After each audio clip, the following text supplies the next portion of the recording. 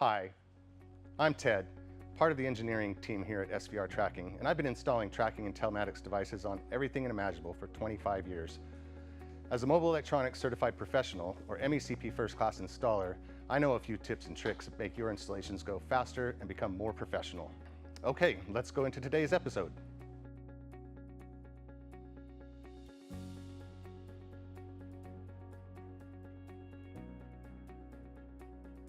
In this episode, we're going to be covering the SVR wired tracker on a car or truck using the sleek SVR1900. We will be covering the tools required and the mounting location of the module today, and the basic steps you will need to do a professional installation. Let's get started. So here out of the box we have the model SVR1900. This is for vehicles in interior mounts. As you can see here, we've activated the device and have two solid lights, orange and green. That means we have connectivity on the cellular network and connectivity on the GPS network. If they're flashing, it means you're not connected to the network or the GPS satellite system. All these devices come with 4 wires on a removable harness. And when the device is hardwired with these 4 wires, you have a couple of options. The first 2 that are not optional are your red and your black. Your black is for your chassis ground and must be connected to a chassis ground with as little resistance as possible. Your red needs to be connected to a positive 12-volt constant source of power. Constant meaning that it is on regardless of the position of the key. There is always 12 volts available. Your white wire is an optional, as well as the green wire. Your white wire can be connected to an ignition lead, which is a 12-volt source of power that is only 12 volts when the key is on and has nothing on it when it is off. Your green wire here is a negative output that is typically used for starter kill to be activated upon command. With this device, if you don't want to hardwire it, which takes a little bit more work, we do offer a couple of accessories. So, as I said, with the 4-pin connector, instead of hardwiring it, it's simple to just unplug the 4-pin connector, and from us you can purchase one of 2 different connection options. These connect directly to your OBD2 connector port. The difference between these 2 is that with this one you will lose the ability to use your OBD2 connector port while the device is plugged in. You simply plug this into your OBD2 port and connect it to the 4-pin connector. This will give you power and ground for the device and allow for a simple, quick, easy installation. You simply plug this in, but as you can see, you have no access to your OBD2 port at that point, which is why we offer a second option, which gives you a teed off OBD2 connection port that can replace your existing OBD2 port and still be functional while using your power supply to operate your device through the power supply of the OBD2 port, simply by plugging this in and plugging this in. Far simpler, easier installation than using your 4 wires for a hardwire installation. We highly recommend these installs as they are quick, easy, and cost less money to do. Another accessory we offer is what's referred to as a starter interrupt relay. As I said before, the green wire will send out a negative impulse, or excuse me, a negative pulse out when activated. You can see the 2 green wires match color for easy installation. Once you have this relay hooked up like that, you simply use these 2 wires to interrupt the starter wire, with the blue wire going to the key side of the starter wire and the red wire going to the car side of the starter wire. This is available at an additional price as an accessory. So with the model SVR1900 BZM1, if not using one of our OBD2 adapters, it's going to be critical before mounting the device that we locate a place to hardwire it. Your OBD2 connector on the inside of the car is going to look very similar to this, and because the OBD2 does contain a constant power and ground in the connector, we recommend you go to the OBD2 connector whether you're using our adapter or not. In order to locate the constant power of the OBD2 connector, it's typically a red or a yellow wire. You're going to want to take your meter and probe that particular wire and ground your black and verify that you have a constant 12-volt source. At that point, you can locate your ground using the opposite technique, attaching your red lead to the constant power and probing for a ground, typically a brown or black wire in the OBD2 connector. Then just tie in hardwired to those two wires for your red and black wire on your device, and then you can continue to mount. So typically, the tips and tricks I can offer for tapping into an OBD2 connector, being that the wires are so small, I usually will either strip back some of the insulation and wrap my wire around it, solder, or zip tie and tape. That's the easiest way to do when working on such a small gauge wire.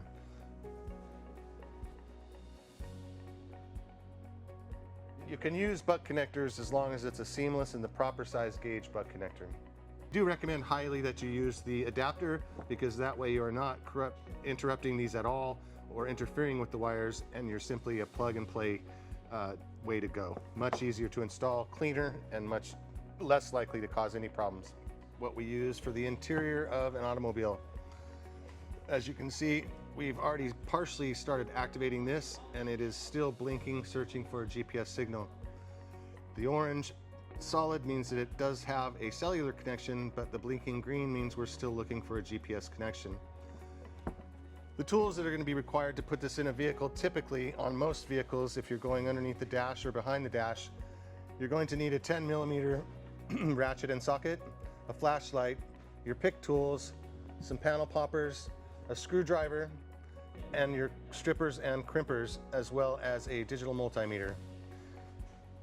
These should be the base. You may need other tools for different vehicles, but this should cover most vehicles and most applications. Our connections that we're going to make on these wires are typically, we recommend solderless, seamless butt connectors as a proper connection for inside a vehicle. Now, when connecting different size wires, such as this, where we have a 10 gauge wire and an 18 or 20 gauge wire, it's important that we strip back the wire a little more and double it up to give us more wire to bite on the butt connector. So once we've done that, we're going to go ahead and connect that with our butt connector. That one's a little long, so I'm going to trim that down just a bit. And as you can see, we go ahead and slide that on there and put that in there.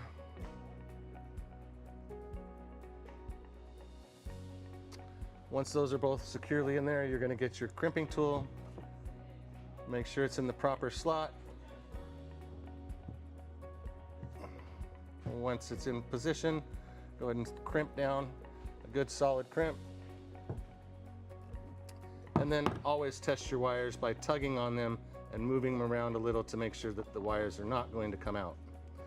Once we have that crimp connected, we're going to go ahead and tape that up to prevent any moisture, dust, or damage getting into the interior of the connector, causing resistance. Make sure you get on the outside of the connector, as the insulation on the connector itself is adequate. On the middle, we're just trying to cover up these end pieces. Now, once you've done that, you're going to tug it again, make sure it's all good, and repeat that process with your power wire. So as we were talking about putting in the hardwire system, we would use the OBD2 connector and tie directly into it. First, we would have to locate the OBD2, which is always under the driver's side portion of the dash. Sometimes you will have to remove a dash panel. Most of the time you can access it without. They do have a pinch connection on the side of them, which lock tabs to get it in and out.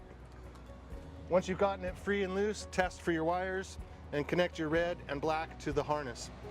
Now, mounting the device, we recommend that you get the device up as high as you can in the dash.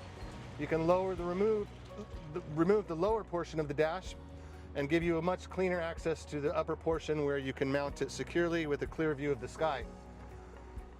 With our superior GPS antenna, it is possible to mount it lower in the dash and still have good functionality of the device. When not hardwiring it, we're going to remove the harness that came with it, and we're going to plug in our adapter kit here that we got. And now this install is as simple as plugging in our OBD2 connector to this OBD2 connector, and we now have power on the device. Wait a couple seconds. You're going to want the orange and green light to appear.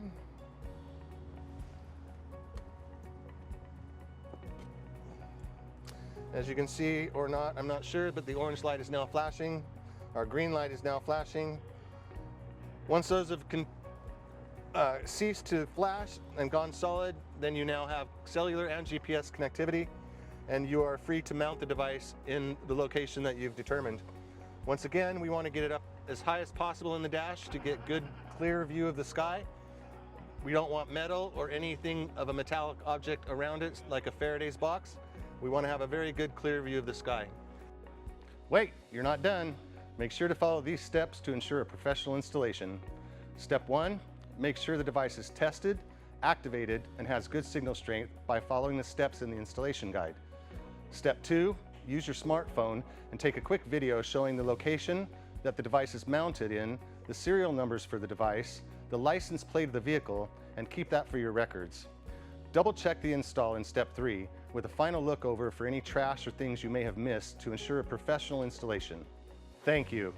On behalf of the engineering team and the entire SVR tracking family, we thank you for being part of our family of resellers. If you have any questions, we are here to support you any way we can.